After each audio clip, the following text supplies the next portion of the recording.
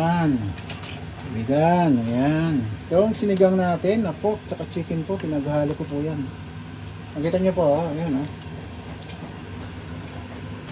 Ayan kaibigan, mix yan, mix kaibigan. Malapit na maluto kaibigan to. Ayan.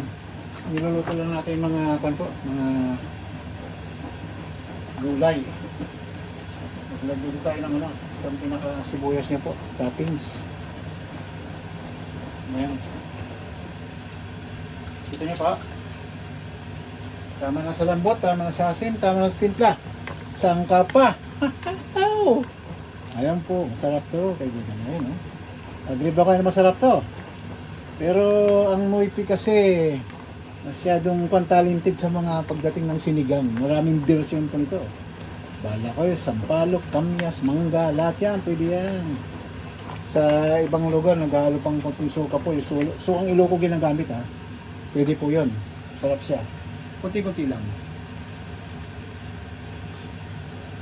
Kasi yung kapatid ko pag nagluluto po, mayroon siya ng kunti. Ayan. Ito na po. Bigyan natin itong shallot. Ito po. Lapit-lapit na yan, kaibigan.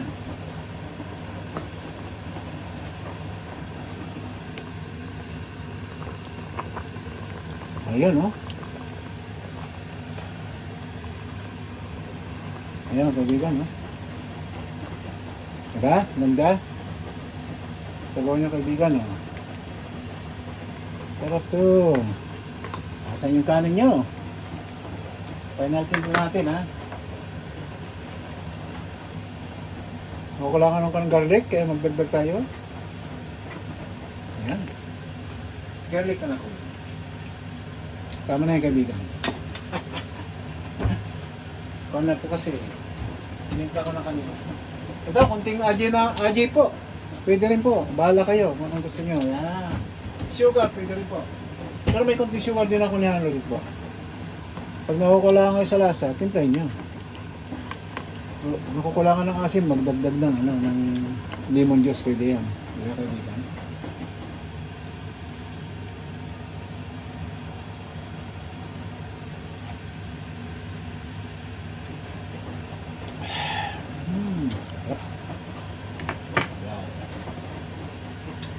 The best! Sarap yan, kaibigan. Sangka pa. Masarap na sinigang. So, ito kasi nyo po ayan kaibigan Ayan